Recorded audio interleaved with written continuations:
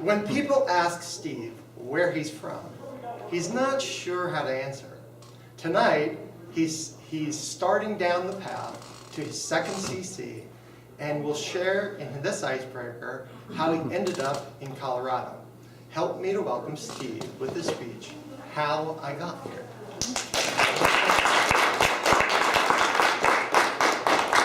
Toastmasters, honored guests. My journey started in the south burbs of Chicago, a little place called Park Forest. All my family was in the Chicago burbs. My aunt and uncle got engineering degrees, and they moved to Oklahoma.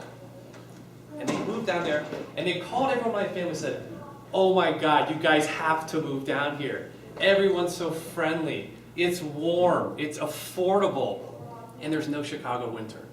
So my entire family just up and moved to Oklahoma. So I grew up in a suburb of Tulsa called Broken Arrow. That's right, 2 words because it's very sophisticated there. Lots of culture. Has anyone been to Oklahoma? I noticed you didn't stay.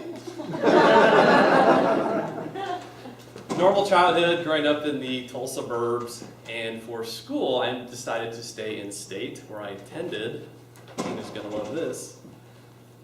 The University of Oklahoma Boomer Sooner. She's one of our rival schools. I had to give her that. I started off studying meteorology because when you grow up in Oklahoma, you either love or you hate the weather. I love it. I'm a weather geek. Now, I got it a year or 2 into school and I'm thinking, wow, this is one of the best schools in the world for meteorology. I'm taking incredibly difficult math and physics, and I'm going to be lucky to get a $25,000 a year job at the National Weather Service when this is all over. So I switched to mechanical engineering because I could actually get a job with the same math and physics, and I liked it. Now, my only job offers out of school were at oil companies, and I just didn't want to do that. Actually, I take that back. I had one offer from Cessna Aircraft, which was a really cool job, but I'd have to live in Wichita. That was worse than Oklahoma. I couldn't do that. So I ended up, now here this will date myself, the .com boom was still alive when I graduated. I know, it's been a while. So I took a job with a consulting company in Dallas, Texas. Right before I moved, the company sends an email to me, and they say, you fit the profile for people we're looking to send to Germany for a 2-year commitment. If you're interested, write an essay, tell us why. And I sat down, and I don't know why. I had already just bought a brand new car. I had already rented an apartment in Dallas, but something compelled me to write this essay. And the more I wrote it, the more I realized I really want to do this. Hit send, didn't think anything of it. I'm just some hick from Oklahoma. They're not going to pick me. About a week later, a partner from Germany calls me, 45-minute conversation, says, okay, we're going to FedEx you the contracts. They're good for 60 days for 2-year commitments. You think you should come over here? And that's when the invasion happened. Hey, that worked. So off I went to Frankfurt, Germany, which would be my home for the next 2 years. I didn't speak a word. I didn't know a soul on the continent. I'd never been to the continent, and I didn't know anyone there, and it was all brand new. And it was also the start of my career, so I also had extra no idea what I was doing. But it turned out to be one of the greatest things I've ever done in my life. It was such a crazy risk to take, but I grew in so many ways. It changed my perspective on the entire world. I traveled all over the place.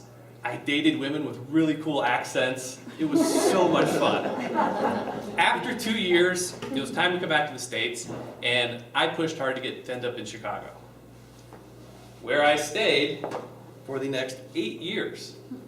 Attended a lot of Cubs games, loved every summer, wanted to die every winter, but that's what Chicago is. They say you get selective amnesia because the summers are so much fun. Met my wife, got married, but after a while we were kind of itching to do something different. We were really tired of the corporate grind, we were really tired of the Chicago winters, and big city life just, you're made for it or you're not. I had about 10 years in me, and I don't think I just couldn't do anymore.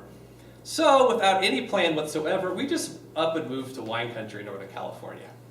Sonoma County, Santa Rosa, California. Awesome. It took us about 2 months to detox from 10 plus years of big city life. And we were always on edge and thinking, someone's going to try to mug me, or I can't leave my bike here, it's going to get stolen. And it was amazing. We relaxed, we got into hiking, we drank a lot of good wine, we drove to the ocean all the time. It was an amazing experience. And then it got boring. And we realized there was a funny line from 30 Rock when Alec Baldwin basically said, you cannot move to a place you go to on vacation. You'll never be happy. You think you will, but you won't. And he was right, because we were 40 years younger than everybody, and it just wasn't stimulating enough for us. Hey, I think we missed the big city. Let's go back to Chicago. We moved back, we got good jobs again, and within a month we realized we've made a huge mistake. We are no longer city people. California destroyed us. It broke our city people part of us. We're done. So now what do we do? Well, we looked around. We called friends and we went to visit different people. And I had a buddy in Boulder. He's like, come out, dude, you'll love it. So we flew to Boulder. We flew to DIA. And literally on the drive from DIA to Boulder, we decided, yeah, we're moving here. This is great. Are you serious? And that's what I said. I met my buddy for beers. I'm like, all right, man, you got to tell me, where do we move? Because it's on. We're moving. My wife talked her company to transferring her. I basically got fired. They didn't let me transfer. And the rest is kind of history. We put together a loose plan. She transferred over to the Denver office. And we've been here now for 4.5 years. I haven't lived anywhere in 4.5 years. For 4.5 years since Chicago. So it's been a long, long time. And we're so happy here. And hopefully we get to stay. And that's how I ended up in Colorado. Mr. Toastmaster.